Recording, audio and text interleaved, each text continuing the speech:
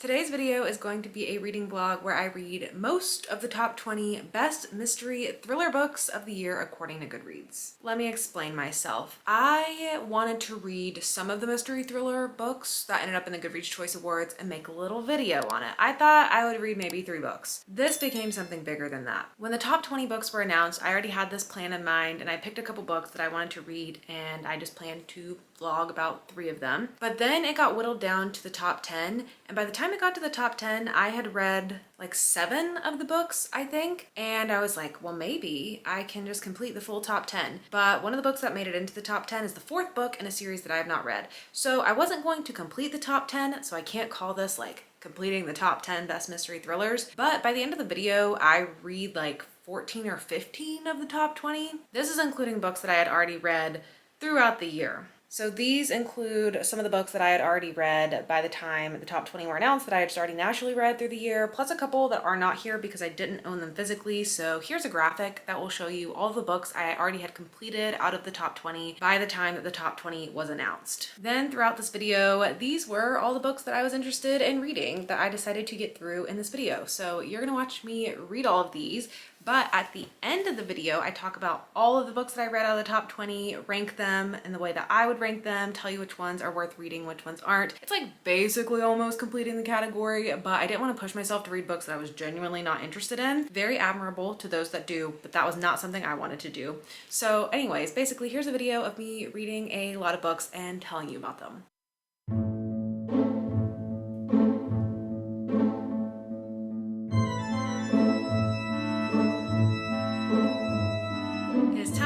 First update on Vera Wong's Unsolicited Advice for Murderers. Probably the longest title of a book that I have read all year long, and it is difficult for me to remember. Especially because they make multiple jokes in the book so far about Vera Wang being a famous designer name, but this is Vera Wong. But I think her tea shop is named Vera Wang. Vera Wang's infamous tea house, famous tea house. And I also keep thinking it's Unsolicited Advice for Murders, but it's Unsolicited Advice for Murderers. It's a mouthful. But I'm liking it so far.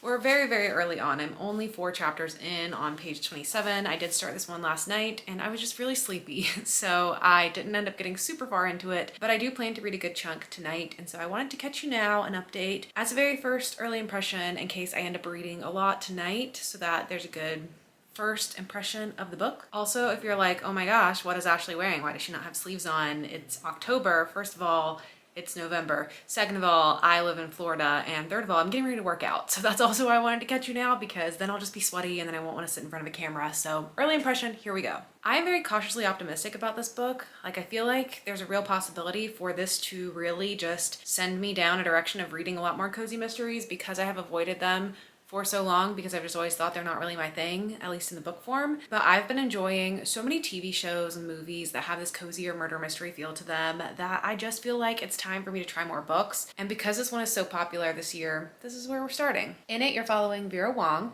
who owns a tea house, and it is so sad. She's just this old lady and no one ever visits her tea house, and she just sits there and makes tea and nobody comes all day except for this one person who she then gives free tea away to, and then that's it, and then she has to close her shop up, and that's her whole day, and it's very sad. But then one day, all of a sudden, there's a dead person in her tea shop. Cue the mystery. Now she's gonna end up getting involved. Based on the synopsis, I haven't gotten there in the plot yet, but based on the synopsis, she's gonna find a flash drive and end up taking it and then start sniffing around trying to solve the murder herself. So I'm excited to see how that starts to unfold. She's also a mother and she has a challenging relationship with her son, who she clearly cares a lot for. She's like constantly texting and trying to like understand the younger kid language. It's really cute to try to connect with her son, but there's clearly like some difficulties there, some tensions, and what she wants her son to be and what her son actually is, and just them building that relationship. So I'm sure we're going to explore that more in the story. And all in all, I would just say so far, I haven't been turned away by anything. Cozier mysteries are lighter and funnier, like they focus on the humor aspect of it, and that's just what I always worry or have experienced not loving in the book form. But so far, so good. I like the writing style. Things are cheesy, but it's kind of nice. Like, it's a nice brain break. I'm kind of enjoying it. I hope I continue enjoying it. That's my very early first impressions. Hopefully I'll read a lot more and then I'll let you know what I'm thinking once the mystery starts to unfold.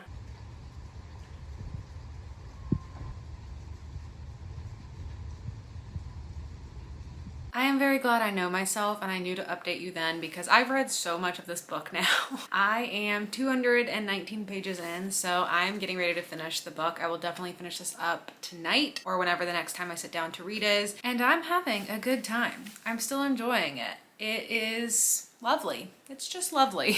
It's just like a heartwarming little cozy little time. As I'm reading this, I'm like, why have I not liked cozy murder mysteries in the past or like thrillers in the past? And really the main one I think of is Finlay Donovan is Killing It. I know I did not enjoy that book, but is that a murder mystery or is it more of like a thriller? I don't even remember the plot, just that Finlay Donovan is this mom who gets pulled into this drama because someone thinks she's a murderer, then they ask her to murder someone, and then she gets into a lot of little hijinks along the way. But it's been so long since I read that book, so I actually looked up on my channel to see if I had a review of Finlay Donovan where I explained why I didn't like it. And I found that I talked about it in this video that was like 10 popular mystery thrillers that I don't like, and I had a whole section on Finlay Donovan. And a big part of what I didn't like about that book was Finlay Donovan herself. I found her really unlikable. I didn't like any of the characters, and that was a big element that was holding me back from enjoying the story. And so I wonder if I'm having a better time with this because I love these characters. They're so fun. They're so cute. They're so wonderful. I just like get them all in a room and have them just saying witty things to each other. I love it. It's so cute. It kind of reminds me of Only Murders in the Building, which is a TV show that I love. In that one, Selena Gomez's character is this like millennial woman, and then she is sharing this building with these two older guys. They end up starting to do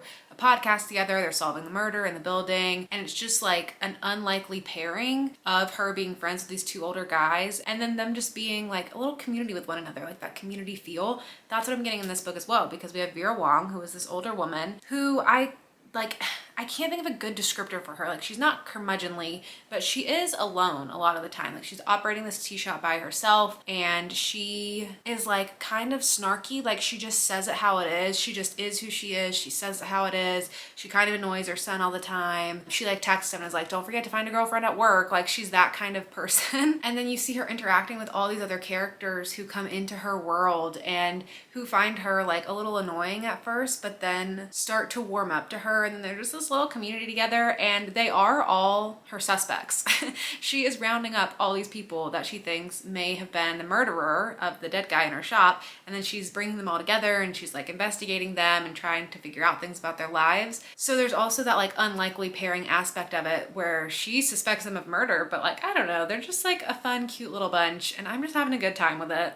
You do also get other people's perspectives in this, and I did think that was a little bit confusing at first because it's just like all these random characters who start to come in and you don't really understand how they're involved in the story, and you just get these little snippets from them. But by the time you get like probably like 30 or 40% in the book, you get a good rhythm going, and then you know who everyone is, and then it makes a lot more sense. And it's kind of nice to have a perspective outside of Vera's because hers is so kind of dramatized. Like, she's very much a character, you know, there's things she says where you're like, would someone really say that in real life? I don't know. So then you have more like grounded characters kind of balancing that out a little bit. As for the murder mystery in itself, I'm also compelled with that because I don't know. I thought maybe it'd be obvious with a cozy murder mystery, but I'm like, I don't know who killed this person. I can't solve the mystery. We do have a couple of good suspects. We've got people with alibis, and we've got people with motives, and you know, I don't know. I don't know who killed this person. So I'm fully invested at this point, and I'm very excited to see how it ends. Good morning. I am getting ready to go to an art festival that I'm very excited to go to, hence why I'm a little more decked out than usual. I got these really cute little earrings lately. They're little skulls that are cherries. I'm obsessed with them. And I got a bunch of new rings that I'm obsessed with. I got this new shirt that I'm obsessed with. I have this necklace that I am obsessed with. So I just needed you to appreciate the vibes.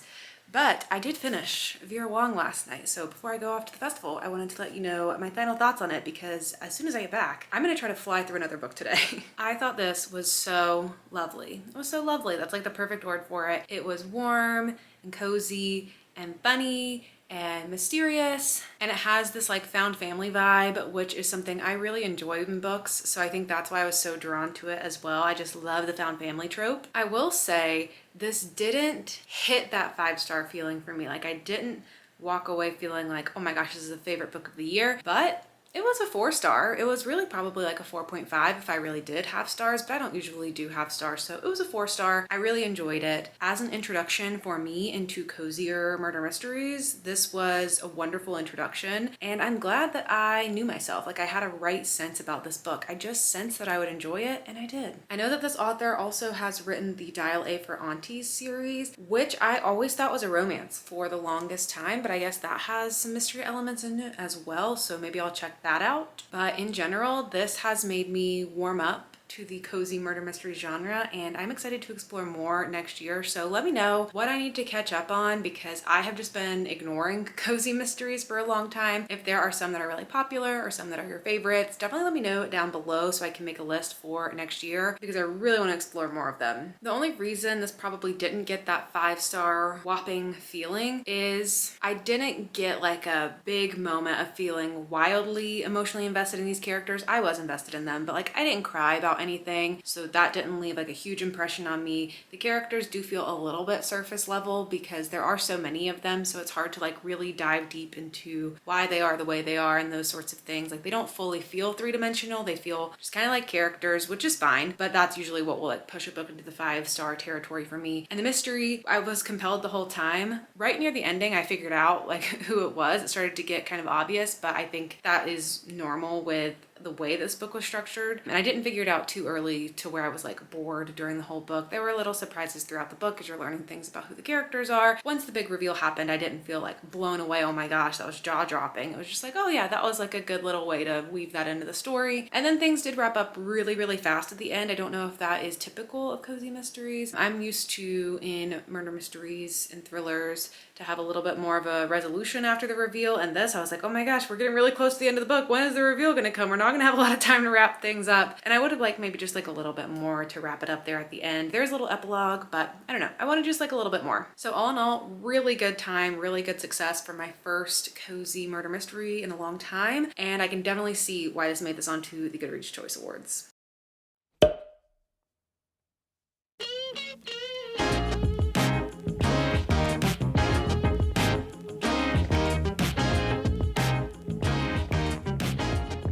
I have started the Frida McFadden book, The Coworker, and I am about 100 pages in, a little over 100 pages into the story at chapter 16, and it's just flying by. This very well might be the only time I get a chance to update you, because basically, if you've read a Frida McFadden book, you know you just kind of blink and then it's over. They go so fast that I probably won't sit down again and update you on this. I'll probably just fly through the remaining 200 pages or so. It looks like it's, 350 pages. So I have 250 pages left. Maybe I'll update you again, maybe I won't, we'll see. I did not know a whole lot about this one going into it. My history with Frida McFadden so far is that I've read The Housemaid and The Housemaid's Secret and Never Lie. Really enjoyed The Housemaid. That was the first book I read from her, and that was a 5-star. The other two have been 3 stars since then, and this is not making a great first impression, if I'm being honest. The first couple of chapters of this, I was like, wow, this is not good. This is not good. It's not written well. It's not good.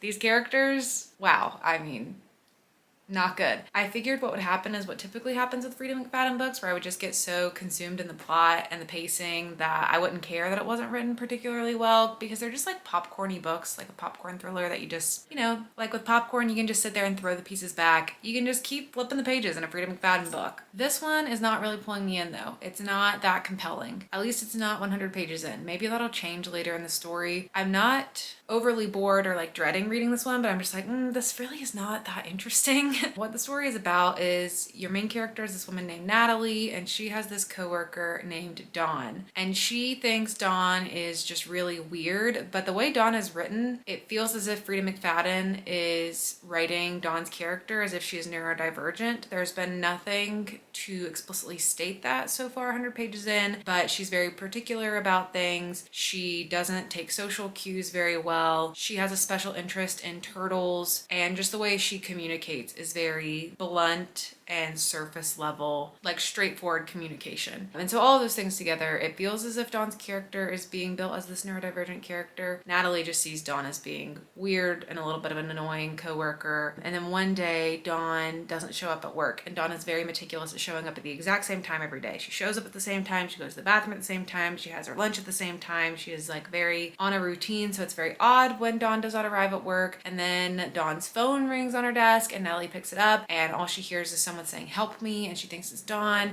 And so she starts to get worried, and then the story goes from there. Where is Dawn? Now Natalie is getting involved, and now Natalie is kind of starting to look like a suspect to the police once the police get involved because of her involvement in figuring out what's going on with Dawn and just like some other circumstances around that. That's kind of the story so far, and I don't know, it's just not that captivating. Like, I'm not overly interested in it. We're not really getting a lot to work with in this story. Natalie's character is not likable. Dawn's character, you only get to see through like email exchanges. You don't get close with her as an actual character. And there's like a couple other peripheral people. It kind of reminds me of like a Riley Sager situation where he has these main characters who are women, and then you just throw in a couple hot dudes who are like nice or mysterious or like too good to be true, because there's one other guy who's working there as like part-time job who Natalie is kind of seeing, and then her boss, there's like some tension and vibes and things going on there. I don't know. I just don't feel like I have a lot to be invested in right now. I'm just like, yeah, where's Dawn? What's going on? I don't know. On the plus side, it reads fast like all Freddie McFadden books do, so it's hard to feel bored reading them because they go so fast that you don't feel like you're like really stuck in anything. But I am kind of surprised that more has not happened by 100 pages in. I'm gonna keep going. Hopefully it'll get better. I'll check in with you once I have more information. As suspected, I finished The Coworker without even having to update you again because I just flew through it. I read it all in one day. I read the whole thing in one day, and I did not like it. I do not think this was a good book. I actually started taking notes, not a lot of notes. I took one note when I was at page 238. This is all that I wrote, and it says, "This is just the worst book ever. It's so boring. Literally, what has happened? Dawn is missing. Natalie looks suspicious. Oh no." One little spoilery sentence that I will omit. She was mean to Dawn. That's it. Over and over and over and over and over. Nothing has happened. That summarizes this entire book. It's the same thing over and over and over. Nothing happens the whole book. It just keeps repeating the circumstances. You're learning almost nothing. Just the one tiny little thing that you learn that really just does not matter that much. And then that's it. I mean, it was not good. It was not good. The writing was not good. The plot was not good. It was not interesting. It was just not a good thriller. And then I got to the end, and there's an author's note, and Freida McFadden talks about how she was trying to write this book for years. And when she first wrote it, she knew it was pretty boring in the beginning, and she had to go back and rewrite it to hopefully be less boring. And I'm like, girl, this one is unfortunately still boring. I cannot believe this made it into the Goodreads Choice Awards. This is just nowhere near on par with the mystery thrillers that should be in this category. I mean, this was just not worth my time. It just wasn't. And I know Freida McFadden pumps out a ton of books. Like, she did 3 books this year alone, I think, because there's this one, The Housemaid's Secret, and Ward D. I read The Housemaid's Secret. I haven't read Ward D. The Housemaid's Secret is the other one that made it in, and that book I thought was fine. That one was fine, but this was not good. I was just really disappointed by this because at least with all the Freida McFadden books I've read so far, they're all at least like fun on some level, even if they're not the most sophisticated mystery thrillers, not the most sophisticated writing. I have fun with them. This one I did not even have fun with. I was just ready for it to be over, hence why I was reading it so fast. So yeah, this one gets a 1 star from me. I just think this one missed the mark.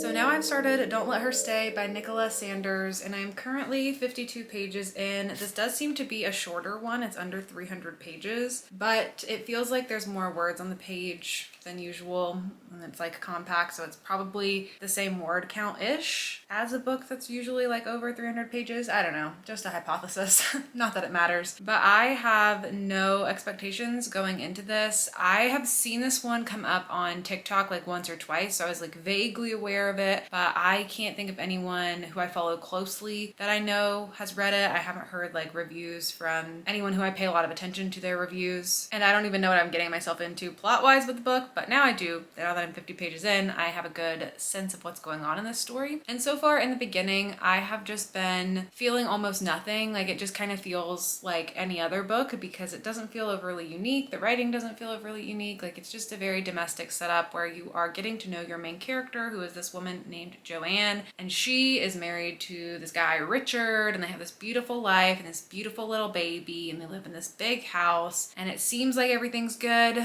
But Joanne's getting kind of bored being at home alone all the time with the baby. She wants to go back to work part-time and work from home, so she needs a nanny. But right at the same time, Richard, who is like 19 years older than Joanne, Richard has an adult daughter named Chloe. I think she's in her 20s. Yeah, she's 22. Oh no, 20. She's 20 years old. They have been estranged ever since Richard got in this relationship with Joanne, and now Chloe is reaching out to him, wants to be back in their life, and wants to meet the baby. And then when she gets there, she's like, actually, I'm dropping out of college. You need help with the baby. I can move in and help take care of the baby and then, you know, get to know all of you, which seems like a good circumstance. But the way Chloe is treating Joanne very early on, there's just something weird afoot. That's the setup so far. Like I said, it's just not overly unique. I'm like, yeah, I've read stories like this before. Nothing about this is like overly intriguing to me. It's reminding me of a couple other books. Like it kind of reminds me of The Housemaid by Freida McFadden in some ways, which does have that same yellow and blue color scheme, which is so popular nowadays. So I don't know. Right now, I don't have a lot to say about it. It's perfectly fine so far. I'm hoping that it gets twisty and exciting and maybe it'll blow me away, but we shall see. So I've been reading Don't Let Her Stay, and I realized I got to about the 50% mark, so I did want to give you an update midway through the book. I am now intrigued with the story.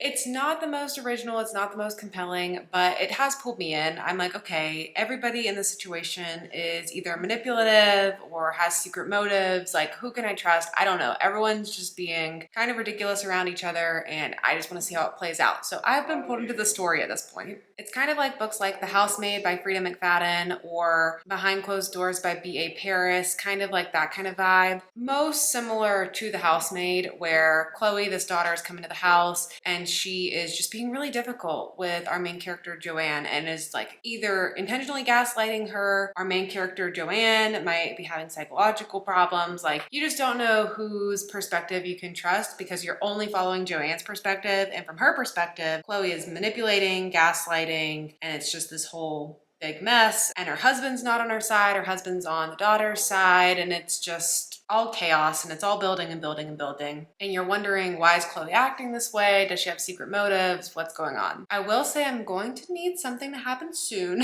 because we're halfway through and we're just building, building, building. So I'm going to need a reveal or a twist or something to keep me intrigued with the story. I hope this doesn't go on the whole entire time and then just the plot twist comes at the end. Like, I'm about ready to learn something new to increase the stakes of the story. But overall, it's still perfectly fine like it was in the beginning, but I am getting a little more interested, and if it pulls off an interesting twist, I could see myself rating this one a little more highly. Good morning. I finished Don't Let Her Stay, and I don't remember what I last told you about it. I last told you about it yesterday. That wasn't even that long ago, and then I just finished the book, and I can't remember even what I was saying to you, and I could go back and watch the footage and be more informed while filming this clip, but I am starting to get a little overwhelmed by this video in general, and so I just don't feel like I have time to slow down. I just feel like I've got to keep moving. In the past 2 days, I've read 2 full books. I never read that quickly, but these books are kind of easy to fly through, these Kindle Unlimited thrillers. I don't know who this author is. I tried to look this author up and I got a photo of Kirsten Modulin, and I'm like, that's Kirsten Modulin. That's not Nicholas Sanders. You cannot fool me. So I don't know if this is a pen name and this author just doesn't publicize who they are. There's no author photo on the back or even in the final pages like there sometimes is. So this is a little bit of a mystery to me. I did see that they have one other book out that came out I think in 2020. Didn't look really far into it, but I don't really understand like how this book blew up other than the fact that it's a Kindle Unlimited thriller. This is the second Kindle Unlimited thriller that I've read of this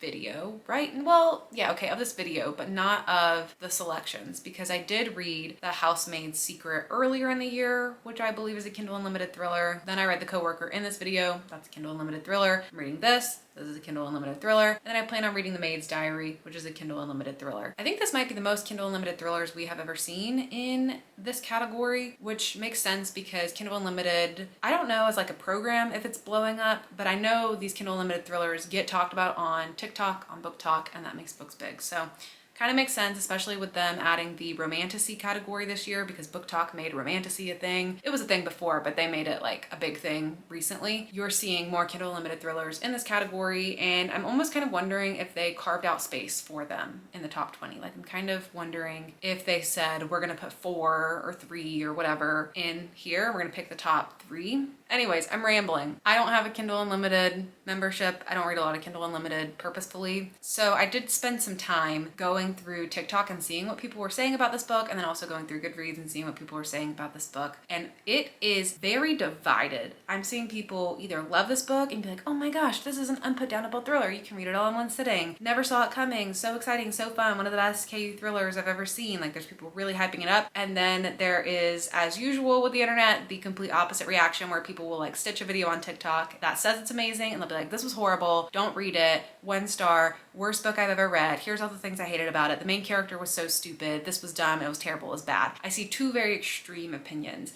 I fall right in the middle. I think I'm gonna give this a 3 star. I do have some complex feelings about this because it is a book about gaslighting. This is a gaslighting thriller. If you don't like that, I highly recommend avoiding this, because the whole time you're following your main character, who you think you can trust, as you always do with the main character, but you know, there's always unreliable narrators, so you're like, I don't know if I can trust her or not, but you're seeing things through her perspective. It's first person, and you're seeing how people are interacting with her. So that makes you think like, all right, I can trust her, right? Because I'm seeing things the way she's seeing them. And if it gets flipped on its head that she's wrong, then it's kind of doing the whole she's crazy thing with like sensationalizing these mental health problems that she's probably having, and then I'm not gonna like that. So the whole time I'm like on edge because I don't know what's going to happen. But the people in her life, her husband, this girl's father is like, no, she's great, the girl's great, the girl's great. But then there's also some seeds of doubt where you're like, does he even fully think she's great? I don't know. So the whole book is this exploration of who's telling the truth, who can be trusted, what are people's motives, and what's really going on. Everyone's got a story. What is everyone's actual story? We're only getting one perspective, and we can't figure out what the whole picture is until the end, of course. I have complex feelings about this topic in particular because I am just more sensitive to how mental health is portrayed in thrillers, if it's used as a plot device, if it's used as a twist. And I don't know if I have a particularly sophisticated take on this book. Like, as far as my sensitivities, it didn't necessarily alarm me in any way, but maybe if I thought about it more critically, maybe something would. I don't know. I'm just like, I didn't take it too seriously. I read the book pretty fast. I didn't really worry about it too much. I will say in general, I think this trope is getting a little tired, especially when it is as one-dimensional as it is in this book. I will also say this is a Kindle Unlimited thriller. Like, this was self-published, so I'm not expecting a masterpiece. For someone who probably just wrote this in their evenings and then just published it themselves on Kindle Unlimited, I'm just speculating because I can't figure out anything about this author. I think this was fine. Like, it was fun, it was engaging, it kept me flipping the pages. I wanted to know what was going to happen. The characters were like developed enough, you know, like this was not bad. If my friend wrote this book and gave it to me, I'd be like, oh, you know, good job. There's probably some things I can recommend to make it more complex, or some things I want to make you aware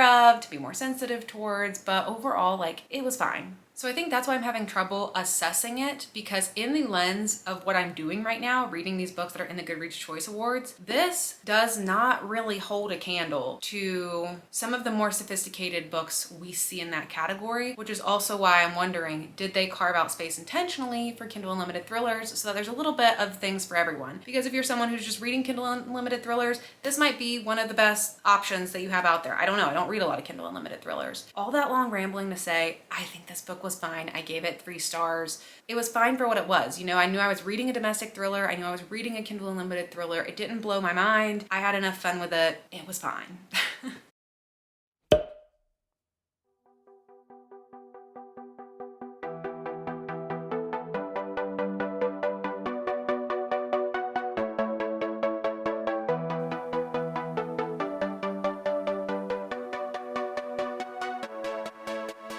I don't have any reason to be in my kitchen at this moment other than I like my Christmas lights in here, and I thought that would be nice to have them in the background.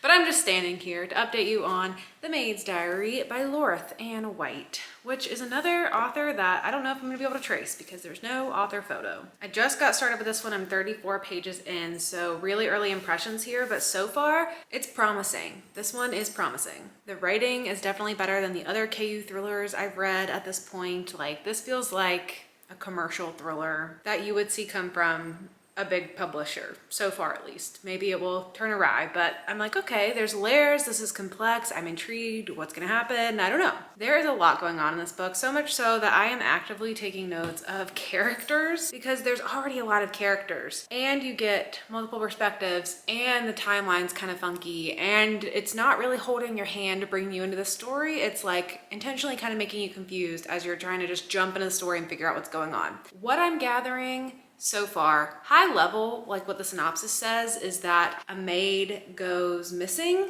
I think. Yeah, a maid goes missing and the homeowners are gone, but there is no body. The only witness is the elderly woman next door who woke to screams in the night, and the neighbor was also the last person to see the maid alive. And you're also getting to read the maid's diary within the story in itself, and you're like piecing together what happened. So perspective-wise, you get the maid's diary that she's writing, you get the elderly woman who lives across the street, her perspective. You have this woman named Daisy who is somehow connected to the main couple. She was like friends with the woman. They were both pregnant.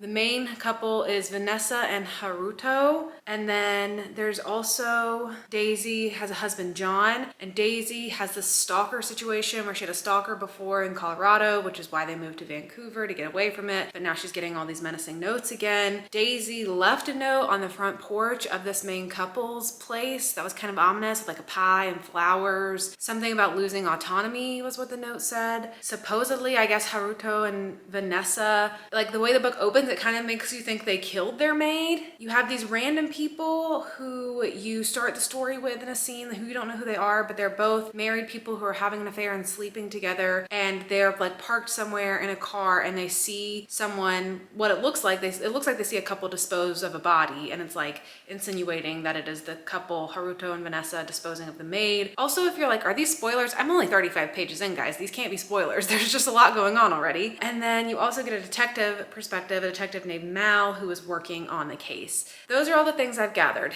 in 35 pages. There's a lot going on. I am intrigued. I like the way the story is developing because it's just like giving you all these little narratives to follow and these puzzle pieces, and you're like connecting the strings, trying to piece the puzzle together. I thought this was going to be very similar to The Housemaid by Freida McFadden. I thought you were going to be following the maid. I thought you were going to see her whole journey as she meets this couple and goes to work with them, and then things are seeming off, and then, oh, plot twist, something happens. I was just really worried it was going to be just like that. It's nothing like that. So far it's better, but I'm only 35 pages in, so I don't want to get my hopes up too much, but that is my first early update of it. I am excited to read more and let you know as I continue. I finished The Maid's Diary, and I am so glad I saved this to be the last of the Kindle Unlimited thrillers that I read, because I thought that all of the Kindle Unlimited thrillers were going to be fun and fast-paced and popcorn thrillers that I was really going to enjoy, and I was kind of getting disappointed by them. And then I was really worried about this one because I was like, well, I heard a lot of hype, but it's probably gonna be terrible, and I was so pleasantly surprised by it. This was really good. I'm giving it a 4-star. I thought it was a lot of fun. I really liked the complexity to it. The entire time, I couldn't figure out what was going on, and it was just well written, put together nicely, and I really enjoyed it.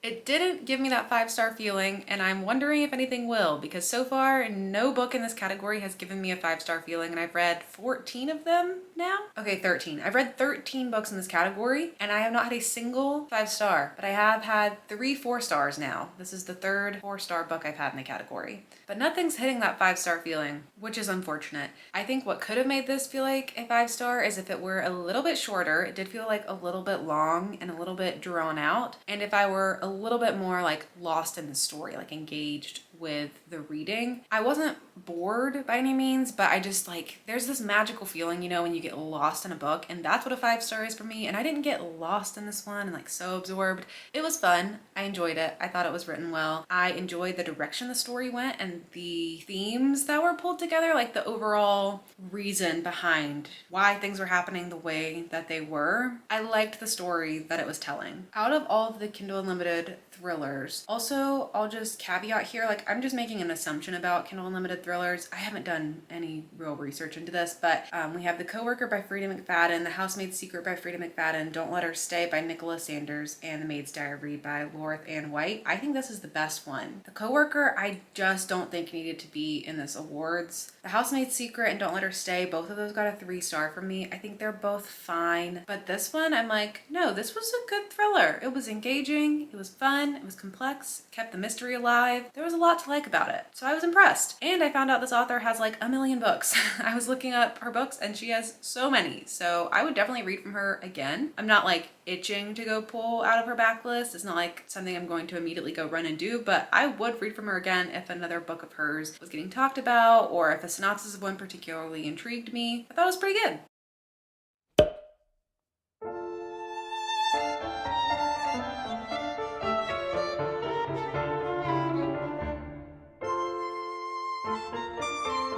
I'm coming at you on November 27th. The top 10 have been announced. They were not supposed to be announced until November 28th, but by a stroke of luck, I happened to notice that they were coming out tonight at 9 p.m. and we have made it here. It is currently 9:15 because I actually just filmed my reaction to the top 10 because I'm also doing a video where I'm reacting to my predictions for the mystery, thriller, and horror categories. And I have absolutely no idea if that video is out yet. When this one is, I said the same thing in that video, but they're coming out right around the same time. So you can either go watch that now or you will be able to watch it very soon. I am just all kinds of discombobulated based on what has been going on because things are getting complicated and we've reached a pivotal moment in the video where we're making some decisions about what's going on here. Before we go into talking about the top 10, let me tell you about Homecoming. And I guess I'll tell you, this made it into the top 10, I just noticed. But I was reading this book on as an ebook through my library, and my library only does 7-day holds, and then you can like request renewal, but sometimes that works, sometimes it doesn't. And then this book was on sale for 50% off during Black Friday weekend, and so I decided to just get it because it was like $14 for a hardcover. I was gonna do that. It's a big book. I'm currently halfway through it. This is how far I've made it into the book so far, and I don't feel like a lot towards it. I think it's a well-written book. It's very immersive. Like there's a lot of character building, world building. I feel very sucked into the story when I'm reading it. I'm compelled with the characters and their stories and what's going on, but I'm not like jumping for joy about it. I like respect it. I think it's good. And I'm going to keep reading it because it's in the top 10 still anyways, and because I like don't want to not finish it, but I'm just kind of like reading it pretty slowly and I'm not really in a rush to get through it, except now I might be in a rush depending on what we're doing with the video. But what the story is about is you're following a main character named Jess. I'm also currently reading Rouge right now for my book club, so I'm like to remind myself what's going on in this story. But you have two timelines in this story. You have what happened back in 1959 on Christmas Eve when there was this terrible tragedy that was discovered, and then you have what's going on now, decades later, when Jess is going back home to Sydney, Australia, where her grandmother lives because her grandmother has fallen and now she is like in the hospital not doing well, so she's coming down to visit her grandmother, and her grandmother is like saying some weird things and has been acting a little bit weird recently. That causes Jess to kind of dive into the history of her grandmother's life and their family and how that connects to this tragedy that happened in 1959 and what these like family secrets are that there are to be unearthed. You flip back and forth in the timelines between characters from 1959 and the present day following Jess, and then you also have a book within a book going on because Jess discovers a book at her grandmother's house, which is like a true crime nonfiction story that is about the account of what happened in 1959, and that is how you're learning how things are connected, is by reading that. So there's a lot of different layers to the story, and I think that's what pulls me out a little bit because I have more of a preference towards Jess's story and her timeline. When we go back to 1959, it slows the story down a little bit for me. When we go within the book, I'm like, how long is this book within the book chapter going to be? I want to get back to what's going on in Jess's life. So it pulls you in a couple different directions and you have to like maintain interest in all of those, but they do all connect, and I am interested and compelled. And I think this person is a really good writer, just in terms of the language they use, how they build scenes, how they really immerse you in the feeling of a story. I think that's done really well. And there's been some really beautiful lines in this, especially when I was reading on the ebook and you can see like what people have underlined as common quotes. I was like, whew, there's some beautiful little sentiments in this story. And I love stories about like the matriarchal line in families, like women and their daughters and their daughters' daughters. I love those kinds of stories. So I am liking it. Everything's going good. I'm intrigued.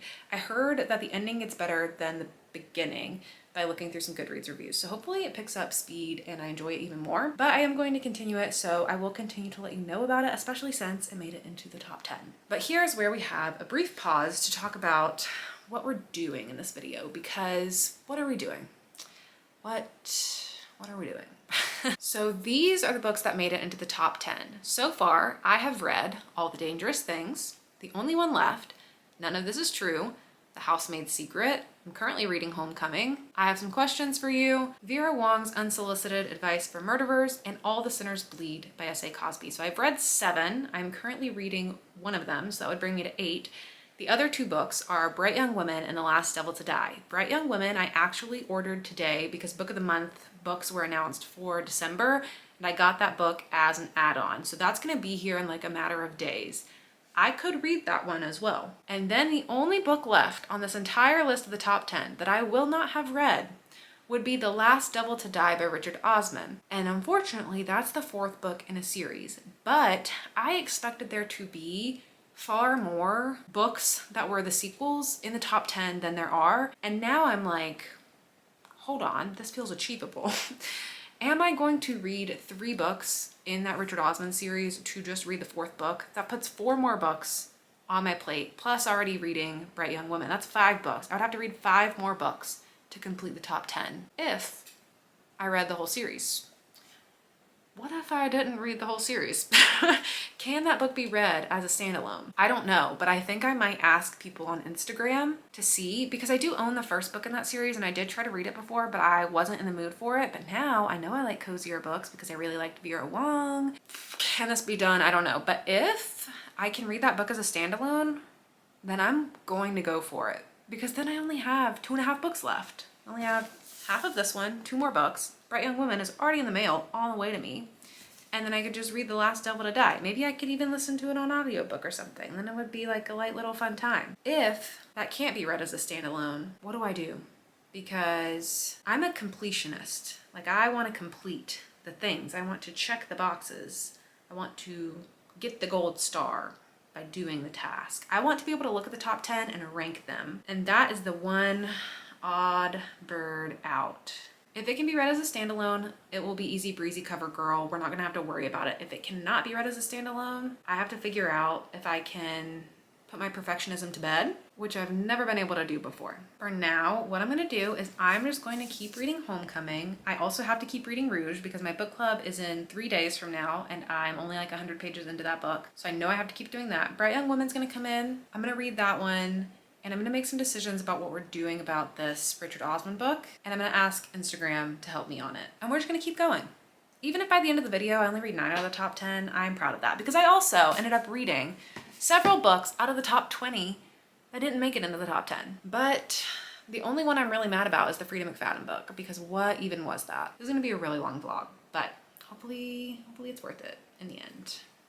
I have now finished Homecoming, so I'm ready to tell you all about it. I'm also getting ready to film my November wrap-up, so if this setting looks familiar, I guess it won't, because you won't have seen my November wrap-up yet. But it might look familiar to you when you hear me talk about this book in my November wrap-up, because I'm about to do the November wrap-up and talk about it there all again. But I have realized as well, at this point, it has been many days. It took me a while to finish Rouge and then get back into this one, and so I had gotten like 50% through when we last caught up, and I spent days not reading this book because I was reading Rouge, and then I came back to this book and it just took me a long time to read because it's freaking long. It's over 500 pages. It's like 544, I think, and it's just not my typical type of book, so it wasn't something I was like racing to get through, able to like sit down and read 100, 150 pages at a time. I would read like 40 pages, 20 pages, 100 pages in different settings. It just took so long to get through it, but I did it. I completed it, and honestly, it feels like an accomplishment. So I'm even more glad that I did read the physical book for the second half of the book and not just the ebook, so I can really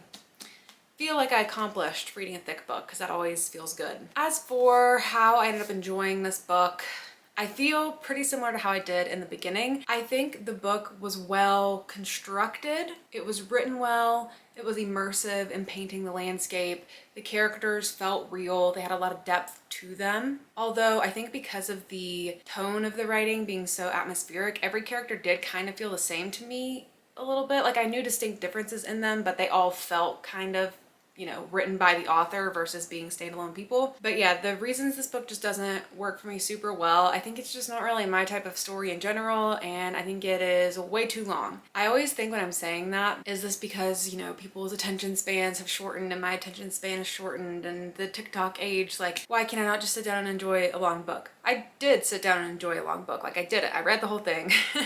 I just think the same story could have been told in much fewer pages and been more impactful. It just takes so long to get through. It's so slow. And then there's all these characters introduced that sometimes I just feel like it's dragging out the reveal way too long and making you almost like forget who some of these minor characters are who do become more important. But because there's so many people in different timelines, in different narratives, because sometimes it's like the main narrative, sometimes it's a book within a book, sometimes it's a letter, sometimes it's, you know, a library book that they found. There's just like a lot of different elements to it that it becomes overly complex for what really ends up happening in the story. As far as the mystery goes, there were things that surprised me, there were things that didn't surprise me. Overall, how everything came together in general surprised me, but there's like one particular element that I feel like is teased for a long time that felt really obvious from the beginning. So some wins in terms of being surprised, some things made perfect sense and I saw them coming, which is a fine balance, I think. But overall, the book just feels more like a multi-generational family drama where something tragic happened in the past and now the present is stirring it all up, and your main character at the focal point of this, Jess, is the one really connecting the dots, putting the pieces together and figuring out how she fits into her family. And a lot of the story as well focuses on these themes of like, what is family, but also home, what is it to come home, and also just relationships, particularly between women in a family line. So all of those things I like all of those themes. I enjoyed the story while I was in it. Like, I got really pulled into it while I was in it. It also, because of the nature of it, because there's like a book in it that's like a true crime retelling of what happened, reminded me in ways of like In Cold Blood by Truman Capote, which is one of the like only true crime books that I've read, but especially the way that one is written, building such narrative on top of what happened and really like the way it tells the story of what happened to people. That's how the true crime book in this story was written, so it kind of reminded me of that in some ways, and also just similar, being like family tragedies at the center of that. All of this to say, I think I'm gonna land on giving this one a 3.5. I rate based on my personal enjoyment, and that's where that one feels like it fits right to me. I think if you're someone who likes multi-generational family dramas, uncovering family secrets, really long immersive stories, then this is going to work out better for you. I certainly don't think it's bad. It just wasn't necessarily the most appealing thing to me, but I can appreciate the work that went into it. And I think I mentioned this in the first clip as well, but there's some really, really gorgeous writing in this. I was taking, I don't annotate my books, but what I do is I'll take pictures with my phone of the pages where quotes are at so I can reference them later. I'll give one as an example. So this is kind of towards the later part of the book, but this will not give a single spoiler into the book. All you need to know here is the two main characters that'll be mentioned is Jess and Polly is Jess's mother. Jess is the main character that the story is being told from. Although right now we're in Polly's head. Sitting here with Jess, Polly felt, as she so often did, the melancholy of time past and opportunities missed. Her daughter's childhood features were still visible in the adult face, but only to those who knew where to find them. The wide brows that had made her seem clever, even as an infant, the thoughtful mouth and dimpled chin, the slight tilt of the head when she was concentrating. Polly had spent countless hours memorizing the heart-shaped lines of her daughter's jaw. A cruel fact of life, that parents and children shared so many fundamental experiences, but only one of the pair retained the memories. It was a lonely position to occupy, the sole rememberer. And that's just like in the middle of a scene, you know? And so it's like all the time you just get this beautiful, beautiful, stunning writing in the between scenes, and you just want to spend time with it and like soak into it, but also you're like, God, the book's so long, I've got to keep going. So I think that's also kind of why I wish the book was shorter, so that I could have really like paused with those moments more, but I was just like, God, I gotta get through this book. Like, we gotta keep moving. But yeah, clearly Kate Morton is a very talented writer. Really like the themes covered in this, just not the most up my alley of personal tastes. Now, I've decided what we're doing because I did go to Instagram and ask everyone about this fourth book, this Richard Osman book, and like, can you read it as a standalone or not? People felt very strongly that I should not read this as a standalone, and I got several messages in my DMs being like, oh my gosh, no, like it has such a strong emotional impact because you know these characters and like you can't do this without reading the other books. So I was like, okay, I won't do that. I also won't sit here and read a whole series just to read that book. So I'm just going to not read that book and I'm just going to have to be fine with it. And the pressure of getting this video wrapped up is actually making me feel fine with that. I don't feel bad about that. I'm just not gonna read that one, but I will read Bright Young Woman, and that will be the last book to close out the vlog. So that is what I will be reading next. I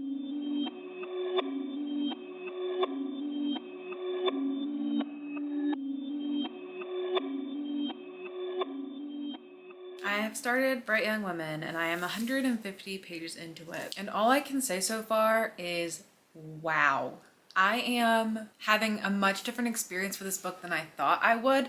I was just kind of not dreading it, but it was not my first choice or my second choice or my third choice or my fourth or my fifth or sixth choice for what to read off of the list. But because it made it in the top 10, I was like, okay, I have to read it. I just didn't think it was going to be something I would enjoy. And I am really thoroughly enjoying this book. Like, so far it's a 5-star. It's so good. It's so moving. It's so impactful. It's so wonderfully written. Like, it's so good. It's blowing my mind. The only kind of qualm I have with the story is its existence in itself does always feel a little bit weird. Like, this is a partially fiction inspired by true events kind of story that is telling the story of Ted Bundy, but focusing on the victim's perspective.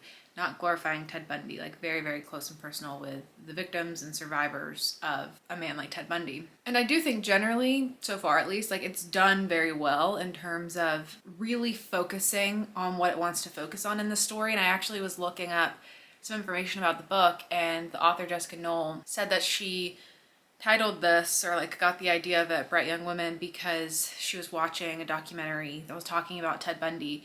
And there's a part where the judge says that Ted Bundy was such a bright young man. He's like, you're such a bright young man, but why did you have to make these decisions? Something like that. And she's like, it was after he had rambled for like 30 minutes straight about just nonsense. And he's not a brilliant man.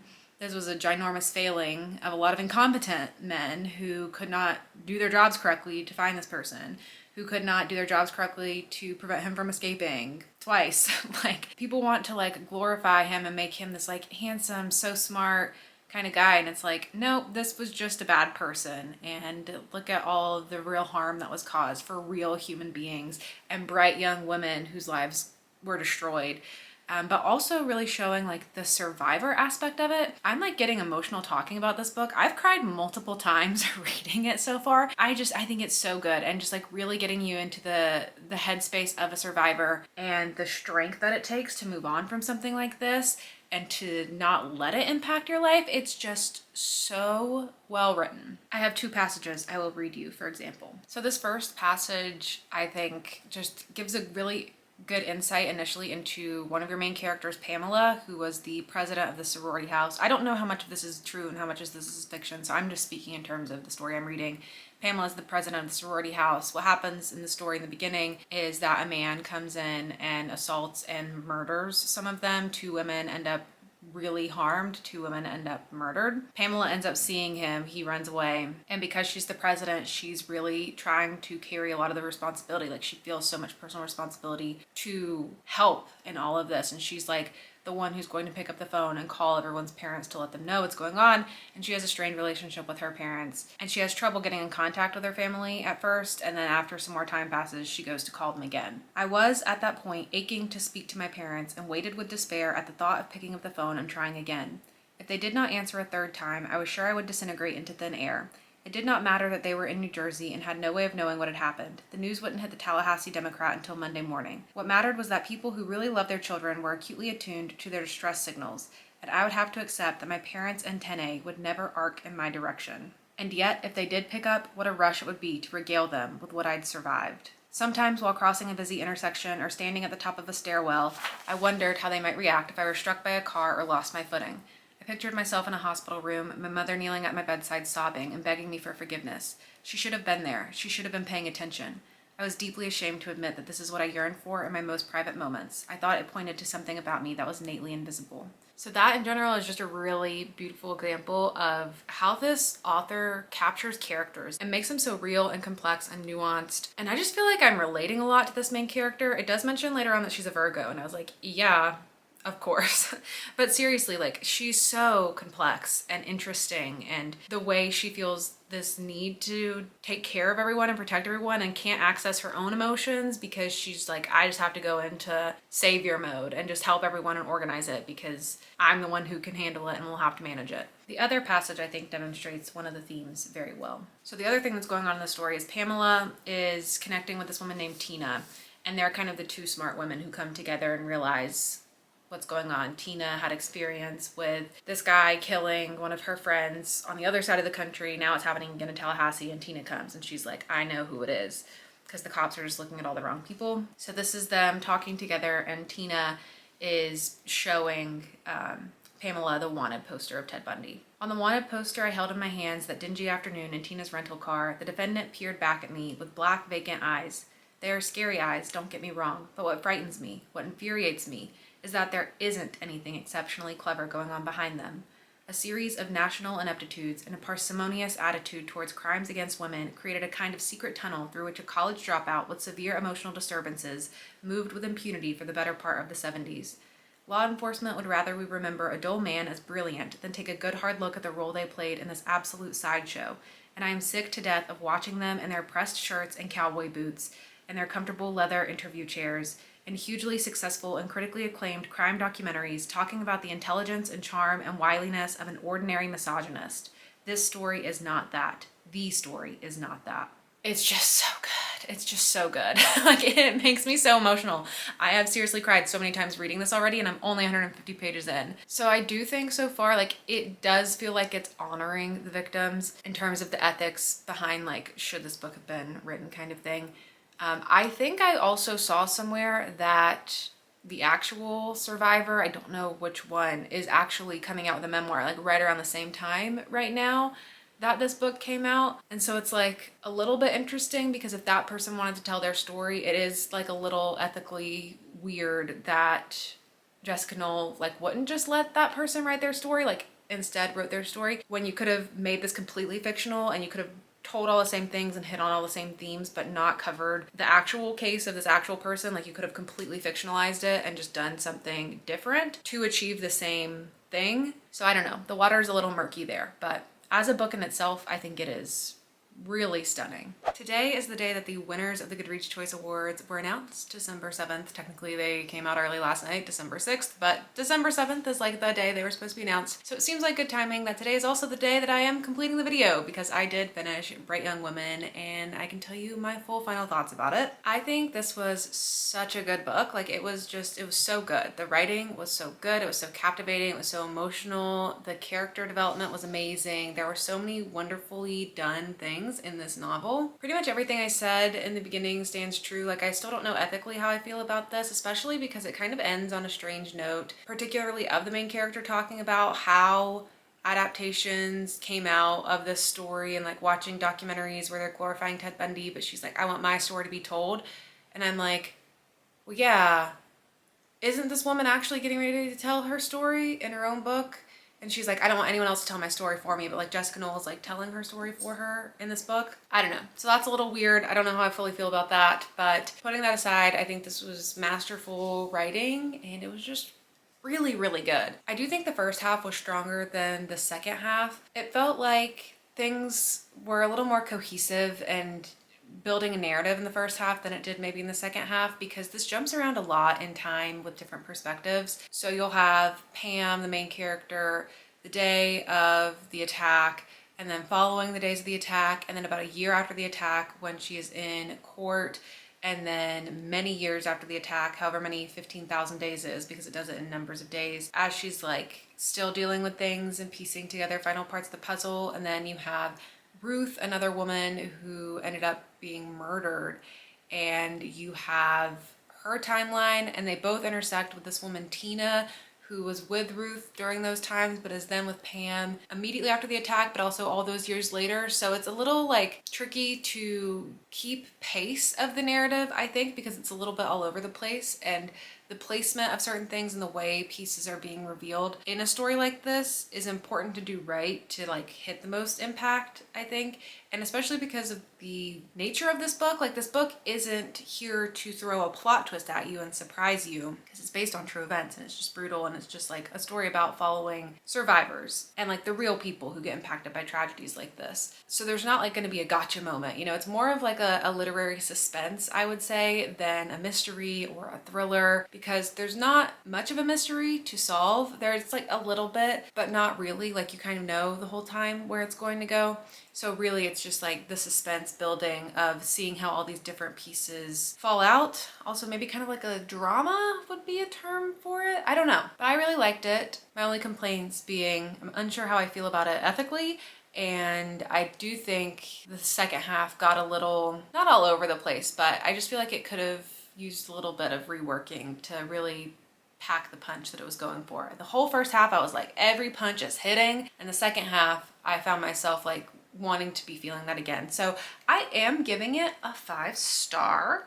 This is my only 5-star in this entire category, but it's kind of like a little bit of a soft 5-star, but just because there were so many moments where I felt so emotionally impacted, that is what gets a 5-star for me. So that concludes all my reading of all the books in this video. So I wanted to spend some time, especially since the awards are all out now and we can see how the top 20 books stack ranked, looking at how they ended up performing, and then also giving my own kind of rankings and recommendations for how I feel about all the books on this list, which ones I think are actually worth reading and which ones you can probably skip. So I ended up reading 15 out of the top 20 mystery thriller books. There were 5 books that I decided not to read. I do still plan on reading Happiness Falls by Angie Kim because I do own that book, and I actually think I am going to give the Richard Osman series another try because I do own the first book in the series, but I'm just not immediately picking those up. I also may check out The Leftover Woman at some point because I am hearing good reviews of that one, and because of how surprised I was by some of the more literary books on this selection, I think that one might be something I actually enjoy. Out of the 15 books that I read, here's how I would personally rank them from best to worst. My favorite was obviously Bright Young Women, but also I would call this more of a literary suspense, so it is important to know what you're getting yourself into here. And also it is a very heavy book. Like it just will make you upset. There are some graphic depictions of sexual violence throughout the story, so it's not going to be a book that you can just pick up for like a little airplane ride or a little beach read. It's a very heavy book, and I had to emotionally prepare myself every single time I was going to pick it up to know that I was about to go into that dark headspace. So just know that going into this one, it is very serious, very heavy. I had 3 books that I ended up giving a 4-star rating to. Those were Vera Wong's Unsolicited Advice for Murderers, The Only One Left, and The Maid's Diary. Each of these offer something a little bit different. The Maid's Diary and The Only One Left are more like conventional, can kind of recommend them to anyone type of thrillers. Those are books that I think could have a wide appeal, and I'm honestly surprised The Maid's Diary didn't end up doing better in the voting. And then Vera Wong's Unsolicited Advice for Murderers. This is just a really good cozy murder mystery with some found family energy, and it's just wholesome, and it's just a nice, delightful read. So if you like a cozy murder mystery, I definitely recommend picking that one up. There were 3 books that I gave a 3.5-star rating to. Those were Homecoming, None of This Is True, and All the Sinners Bleed. These are books that I would say I thought were good, not great. Homecoming, I just felt like was longer than it needed to be. This is also more of a literary book. It's a historical book with a mystery, kind of like a multi-generational family drama. So again, that's not going to be something I could just recommend for everyone. It has a particular audience. None of This Is True by Lisa Jewell. I read this one several months ago. This is one that has had a really strong appeal for a lot of people. I've seen a lot of my friends really liking this one, but personally, it just didn't have that same impact for me. It is a more generic kind of commercial thriller, so it is something that kind of anyone can pick up, and it's about this relationship between these 2 women, and I love following weird relationships between women, but it just didn't have that same impact for me that a lot of people seem to have. I have loved books from Lisa Jewell though before, so I don't know. I would still say give it a shot. And then All the Sinners Bleed by S.A. Cosby is another sort of book that I've seen a lot of people really love, but it just didn't have that same impact for me. I read that one more recently, and while I found the writing to be very good and the character building to be very good, I just wasn't fully compelled in the actual crime element of the story, the actual crime mystery that was being solved, and I found our main character to be a bit more passive than I would have liked him to be, for him to be the person who is trying to solve this crime. It is a very dark one as well though, so just be warned about that before going into that one. There are 2 books that I ended up giving a 3-star rating to. Those were Don't Let Her Stay and Housemaid's Secret. Both of these are Kindle Unlimited thrillers, and they're just pretty fast, easy breezy reads. They're kind of just your average domestic thriller. They were fine, but nothing particularly special in my opinion. The Housemaid's Secret I actually did an entire dedicated video to because I talked about if it's worth reading that one, if you enjoyed The Housemaid or not. So you could always go check that out for more information if you wanted to. I gave 4 books a 2-star rating. Those were I Have Some Questions for You, Good Bad Girl, What Lies in the Woods, and All the Dangerous Things. I just didn't think any of these books were particularly good, but they also weren't offensive, so they just ended up getting a 2-star rating for me. I found all these books to be either unremarkable, not memorable, or kind of failing at the concept that it set out to do, particularly for I Have Some Questions for You. That book felt like it was trying to do way too many things and just didn't end up packing the punch it was trying to. It's also more of a literary thriller, and I would definitely recommend picking up Bright Young Woman instead of this one. Good Bad Girl, What Lies in the Woods, and All the Dangerous Things are all just kind of standard commercial thrillers, and they're just not books that I would particularly recommend.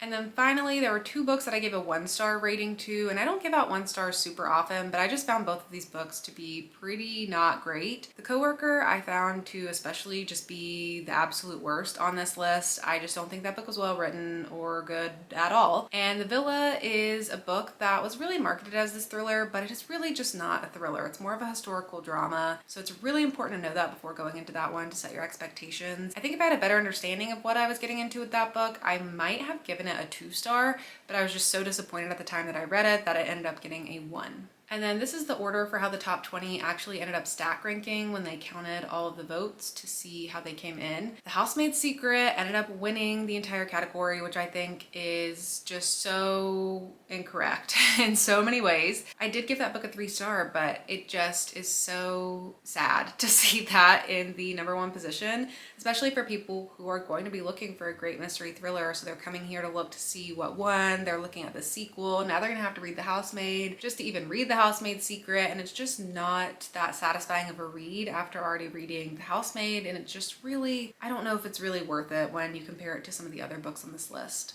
None of this is true, and the only one left being the 2nd and 3rd position I think is a more accurate representation of some of the better mystery thrillers that came out this year that could appeal to a mass audience. Those are books that you can more easily recommend for anyone to kind of pick up, and they'll probably have a good time. And it's nice to see some of the books that I enjoyed more be higher up in this list, like Vera Wong's Unsolicited Advice for Murderers and Bright Young Women. I was surprised to see that The Maid's Diary ended up being the very lowest voted for book out of the top 20. I feel like that book got quite a lot of hype on TikTok, and it's actually way better than you think it might be. I don't think this deserves to be the lowest rated book on this list. I think maybe it just doesn't have the popularity at this time, or it's not something that stuck around in people's minds, or maybe it wasn't as big on TikTok as I thought it was, and it was just big on my little corner of the internet. But I definitely think that book is pretty good for what you think you're getting going into it, and I would definitely read from that author again. I definitely think that book deserves to be higher up on the list than some of these others like Good Bad Girl and The Coworker and The Villa. If you're wondering what I think the best mystery thriller books are of 2023, I will be putting out some videos very soon where I talk about my favorite books of the year in general, but also I have a video that I do that just talks about my favorite new mystery thrillers that came out in 2023. I do that every year, so you can expect to see that very soon. I don't want to spoil it for you yet, but there may be some books that were on this list that end up in there, but there will definitely be books that did not make it into the Goodreads Choice Awards that will be on my personal favorites list. If you made it this far in this very long video, thank you so much for watching. I think this is the longest video I've ever done, both in terms of numbers of books read in it and also just the duration of the actual video that you just watched. So thank you so much for sticking around until the end. I hope you enjoyed this video. It was a labor of a lot of love, and while it was a little grueling at times, it was definitely very fun to put together. I don't know if I'm ever going to be the type of person who goes and completes a whole category and reads every book, because I just can't push myself to read books that I'm truly just not interested in. But there are some other amazing creators out there on booktube who do that. And I know that Mara from Books Like Whoa is currently working on a video, it might even be out by the time you're seeing this one, where she is working on reading the whole mystery thriller category. So I will have her channel linked down below so you can look out for that. And then if I see any other creators end up doing videos like this, I'll end up linking that down below as well, so you can go check that out to hear multiple people's thoughts, and maybe they ended up reading more books than I did, so you can hear about all of them and how they stack rank for people, and just hear different opinions to figure out which books you think are going to be ones you want to pick up and which ones are ones that you can probably avoid. But that is it for me. Thank you so much for watching, and I'll see you all in my next video. Bye!